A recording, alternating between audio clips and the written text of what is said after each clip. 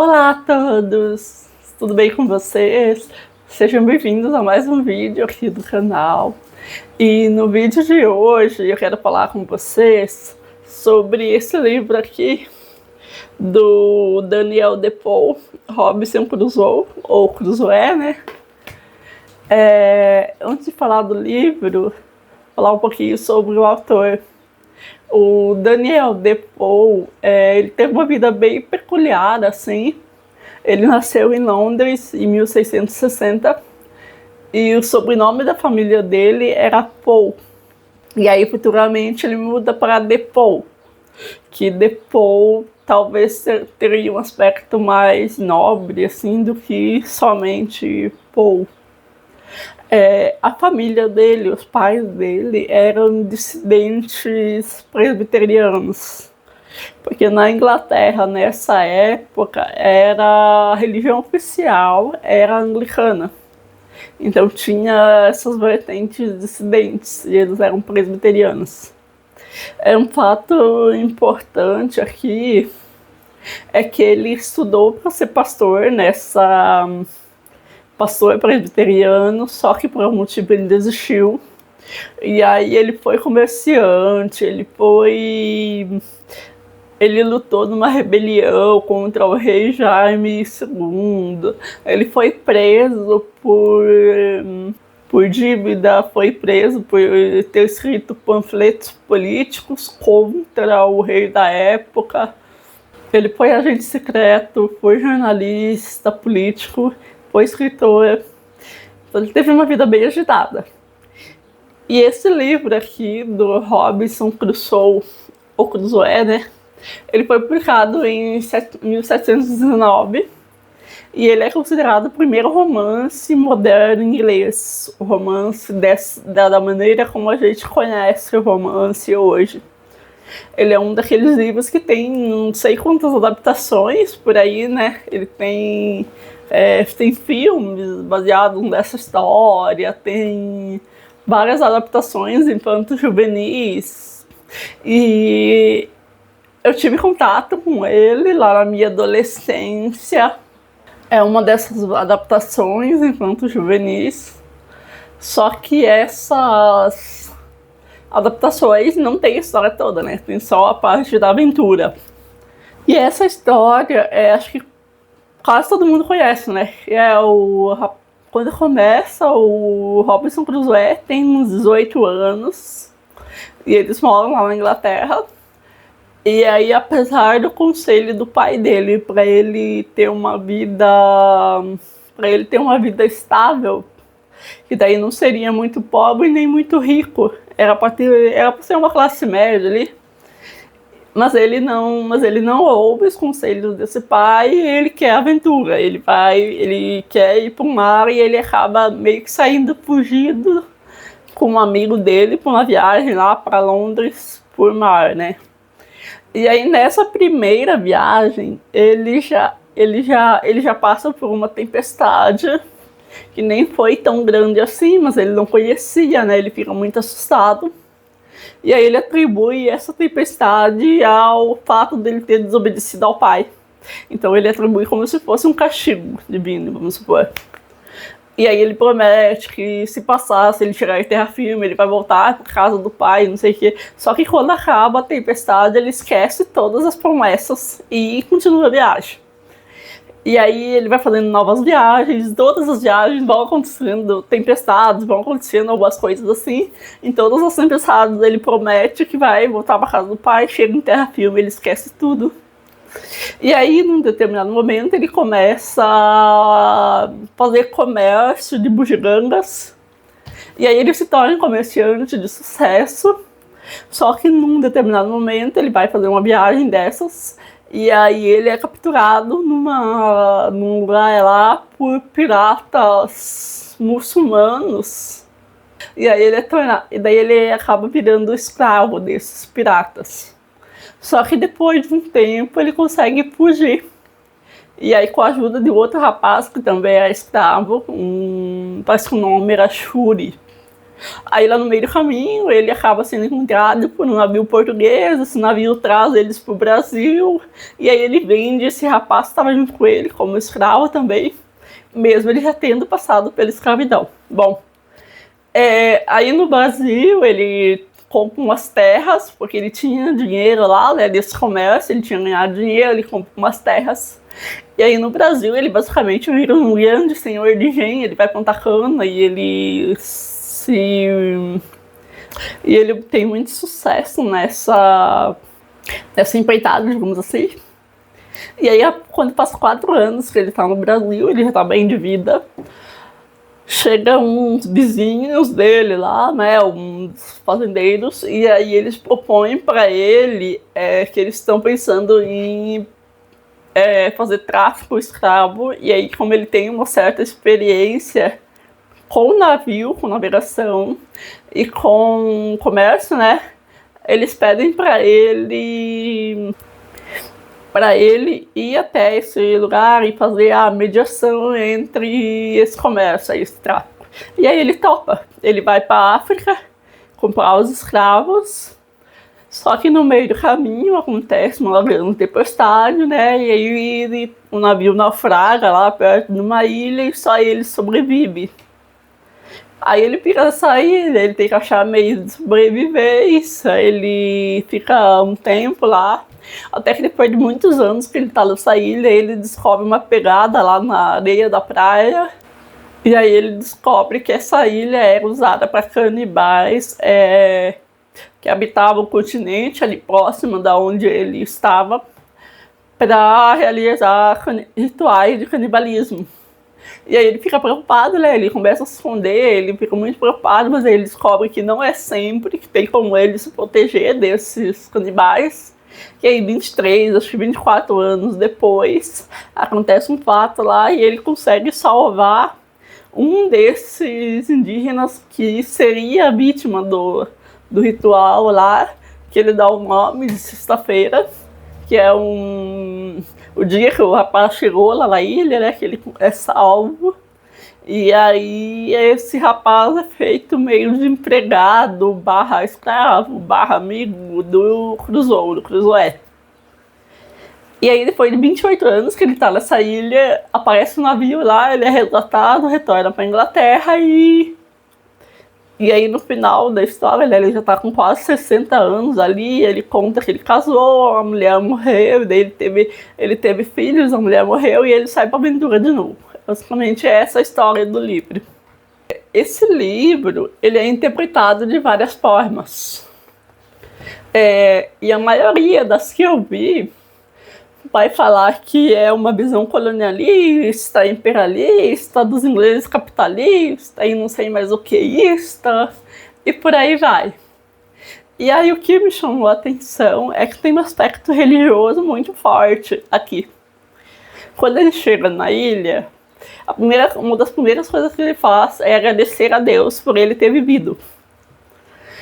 E aí, a partir daí, né, ele vai atribuir todas as coisas boas que acontecem com ele, como providência divina, e as coisas ruins como castigo divino. E quando ele desce lá do navio, né, que ele consegue, aí assim, quando ele chega no navio, quando ele consegue se salvar lá na ilha, o navio fica ancorado meio perto da ilha. E aí, antes desse navio afundar totalmente, ele consegue resgatar várias coisas desse navio. Entre elas, uma Bíblia. E aí ele começa a ler os evangelhos e a entender a palavra de Deus ali, além dos evangelhos. Quando ele salva o Sexta-feira, né, ele começa a ensinar o cristianismo para esse indígena, no caso. E aí, lembrando que o autor, o Daniel Defoe, ele era de família presbiteriana. Então ele estudou para ser pastor. E essa vertente presbiteriana, ela segue aquela ideia calvinista da predestinação. Seria mais ou menos assim, Deus escolhe os eleitos, E a salvação é apenas pelo arrependimento. Se você se arrependeu, você é salvo. E esses eleitos escolhidos por Deus, eles têm essa predestinação e eles têm que seguir o que está predestinado, senão eles vão ter castigo. Então, é mais ou menos isso. E no livro todo, essa ideia é forte, é muito forte.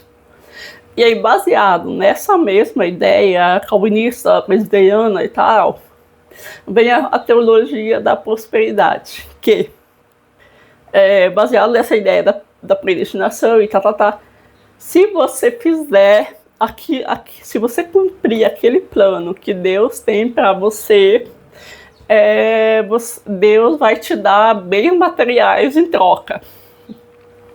Nessa vida mesmo, é mais ou menos isso, essa ideia. Isso tem alguns problemas, só que eu não vou discutir teologia aqui. Eu só falei essa introdução para a gente poder entender a chave de leitura que eu tirei dessa história.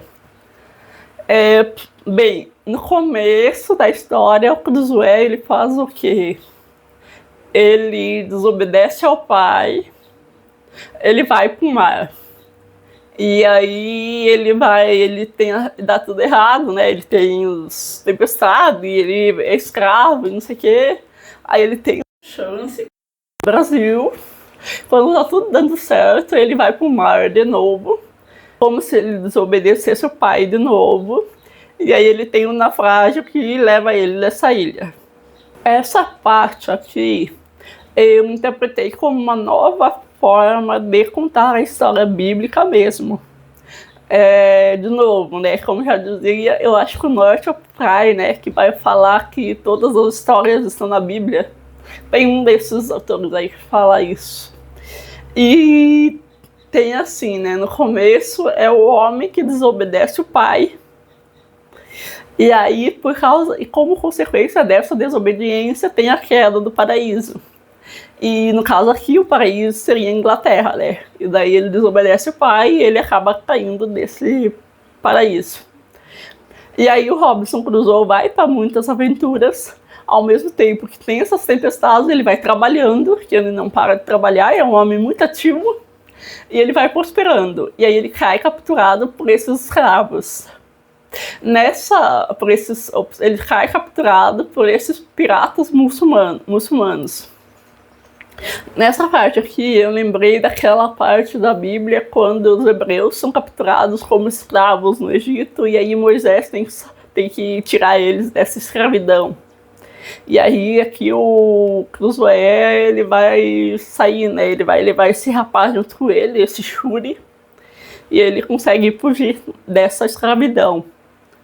E aí quando ele chega no Brasil, é quase como se ele alcançasse a terra prometida. E aí ele começa a prosperar, porque quanto mais trabalho, mais Deus vai recompensar ele financeiramente, digamos assim. E aí ele vai para o mar de novo, desobedecendo o pai novamente, aqui como se fosse uma segunda queda do paraíso. E aí nessa segunda queda quando ele chega lá na ilha, né, que ele começa dos males o menor, ele consegue salvar várias coisas do navio antes do navio afundar. E aí eu lembrei da história do dilúvio da Bíblia, da Arca de Noé. Que Noé, ele constrói a arca, daí ele consegue salvar. Ele leva nessa arca vários elementos da civilização anterior, supostamente. E aí ele recomeça uma nova civilização, uma nova história, usando os elementos e o conhecimento que ele já havia tido dessa civilização anterior. E aí nisso aqui é quase que o Crusoe faz. Ele vai resgatar alguns itens desse navio para conseguir construir uma nova civilização nessa ilha. E disso aí ele vai seguir mesmo os passos dessa civilização que a gente conhece. Ele começa a caçar primeiro, aí depois ele vai domesticar bichos, aí ele vai plantar umas sementes lá que ele encontra, ele joga lá e acaba nascendo daquilo ali. Ele vai desenvolver agricultura, aí ele vai aprender a fazer roupas. Dessa agricultura ele aprende a fazer uva passa, ele aprende a fazer pão. Então queijo também ele faz, exatamente os passos de uma civilização. o avanço civilizacional. E em meio a tudo isso, ele vai contando para a gente muito detalhadamente como que ele faz isso. Em meio a tudo isso, tem as reflexões que ele faz sempre ao ler a Bíblia, atribuindo tudo isso à providência divina. E aqui eu quero falar sobre... Eu fiz um link aqui enquanto eu lia, que essa ideia de um homem sozinho conseguir fazer tudo o que ele faz, seguir os passos numa sociedade, é contrário à ideia de Aristóteles. Porque, para Aristóteles, o homem é um animal político e ele só alcançaria a felicidade vivendo em comunidade. Então ele só desenvolveria a razão, a moralidade, estando dentro de uma sociedade. O homem sozinho, ele não conseguiria muita coisa. Menos o Robinson Crusoe. O Robinson Crusoe, ele consegue. Ele é um homem prático, ele é um homem racional, ele é muito prático e muito racional. Demais da conta. Ele eu achei que ele é o retrato do liberalismo em muitos aspectos. O liberalismo inglês, que depois que é a principal, é a sementinha da ideia lá do iluminismo Whig. Sabe aquele meme que ficou famoso uns tempos atrás, do liberal, prudente, sofisticado? Então, é o Robinson Crusoe. Ele, depois que ele chega na ilha, né, ele se torna essa pessoa muito prática, etc. Então ele tem soluções práticas para todos os problemas que vão acontecer na ilha, ele vai solucionando. E aí a sobrevivência dele, né, ele vai tendo uma solução e somando aquela ideia da providência divina baseado nessa teologia específica da prosperidade, da predestinação. E outra coisa,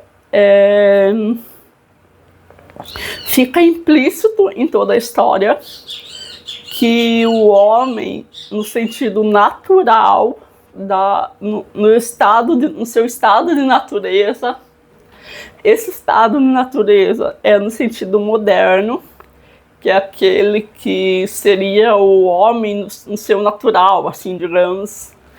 Desde que ele tenha conhecimento, ele conseguiria manter-se íntegro, justo. Então ele não precisa, nessa visão moderna, o homem no seu estado natural, ele não precisa da sociedade. Isso vai dar início àquela ideia de que o homem é bom e a sociedade corrompe. É mais ou menos nesse mesmo sentido. E uma das coisas que ele tira do navio é papel e tinta. E aí tem uma parte que ele vai fazendo um diário. E nesse diário são anotações do tipo: hoje abati uma cabra. Hoje colhi as uvas. Hoje, sei lá, umas coisas muito práticas, assim, cotidianas do dia a dia. E ele vai, nesse diário, que ele vai contar como que ele vai desenvolvendo tecnologias para a própria sobrevivência, né, para facilitar o trabalho dele lá na ilha. E aí tem uma parte que ele faz uma tabela dos prós e dos contras de estar na ilha, tipo uma planilha de débito e crédito. A vantagem e desvantagens, tudo certinho. E aí, depois de várias páginas, esses diários, essas anotações, acho que até o autor se cansou e daí acaba a tinta dele para descrever. Somando esse racionalismo e o controle de tudo em alguns momentos, né? Eu lembrei até daquele personagem Próspero da peça do Shakespeare, A Tempestade, que ele tá lá na ilha e o Próspero é meio que um mago e ele domina toda a natureza à sua volta, assim, ele domina os ventos, as marés e tudo. Então, aqui o Crusoe não chega tanto, né? Ele só vai dominando a parte que ele realmente consegue, porque o resto... E aí, um pouco antes da chegada de sexta-feira, o Robinson Crusoe vai sonhar a cena. Ele vai sonhar que ele vai salvar um selvagem do ritual de canibalismo, etc. E aí logo depois acontece exatamente como ele sonha. Então é como se ele conseguisse de fato o controle sobre as coisas. E quando ele finalmente é resgatado, ele é resgatado por um navio de amotinados. Tem um navio que está passando por ali, aí tem um motim, e aí o pessoal do motim que tomou esse navio, que leva o capitão para essa ilha para matar, para deixar ele lá, e aí o Robinson Crusoe acaba salvando esse capitão, e aí ele faz ali um acordo com esses amotinados e ele consegue superar a situação. Aí ele volta para Inglaterra. E aí depois que ele volta para Inglaterra, tipo 20 mais, né, porque ele saiu antes, então faz mais de 28 anos que ele não voltava mais para Inglaterra. Só que mesmo assim ele descobre que as propriedades que ele tinha no Brasil multiplicaram. Ele descobre que aquele comércio que ele tinha começado lá, que ele foi comerciante, também triplicou os negócios, tudo alguém tomou conta. E essas pessoas são todas muito honestas, muito sensatas. Então ele ganha tudo aquilo, ele fica muito mais rico. E aí tem até uma citação a Jó, a história de Jó da Bíblia, de novo. História da Bíblia, que o Jó ele perde tudo e depois ele ganha tudo de novo 10 vezes mais. Acho que é 10 vezes mais. Só que é uma reinterpretação da história de Jó. Porque a história de Jó, ela serve para tentar explicar o porquê que coisas ruins acontecem com pessoas boas. Aqui não, aqui ele usa para interpretar, ele interpreta, mas fica implícito novamente, né? Que o Jó é que a partir do momento que você crê em Deus, que você agradece, que você faz tudo certinho, Deus vai te recompensar. Então é isso que fica aqui, né? Deus recompensou o Crusoe, vamos por dessa forma. E aí achei engraçado quando ele volta, né? Quando ele volta, né? Daí ele recebe tudo de novo, tipo, as terras no Brasil, ninguém invadiu, não aconteceu nada, tá tudo lá, tá tudo cuidadinho, 10 vezes maior. É tudo assim que acontece. E outro detalhe aqui é que mesmo ele ficando 28 anos na ilha sem ter contato com ninguém, exceto quando ele tem contato com o Sexta-feira, só que mesmo assim ele não perde aquela essência inglesa de fazer as coisas, por exemplo, essa ilha ficaria mais ou menos na linha do Equador, então ela é mais ou menos ali no Caribe. Inclusive o continente que ele fala ali, que são esses indígenas, é um pedacinho da América do Sul. E aí nessa ilha não faz frio, né? Só calor e chove. Aí ele vai fazer um guarda-chuva, ele vai fazer roupas para ele vai fazer panelas de barro, ele vai fazer ferramentas, ele toma o chá das 4. É uma coisa muito inglesa, digamos assim. E aí quando Sexta-feira chega, ele vai ensinar essa cultura para o Sexta-feira, né? Ele vai ensinar a língua inglesa, ele vai ensinar o cristianismo protestante, diga-se de passagem. E aí o Sexta-feira é retratado aqui como aquele selvagem inocente, quase infantil. Acho que essa visão da época, né, é o bom selvagem. Então, apesar do canibalismo, né, essa questão do canibalismo é discutida aqui também, que na primeira vez que o Crusoe encontra essa pegada na praia, lá depois dos 15 anos que ele tá nessa ilha, ele não sabia que tinha alguém ali, né, que podia ter. Quando ele encontra essa pegada, ele fica apavorado, ele nem dorme direito, ele fica com medo de ser devorado. E aí ele começa a observar, e aí ele descobre que a ilha que não é sempre que esses selvagens vão até essa ilha. Eles vão em alguns momentos lá do ano para fazer uns rituais de canibalismo. E então ele começa a pensar no que ele vai fazer.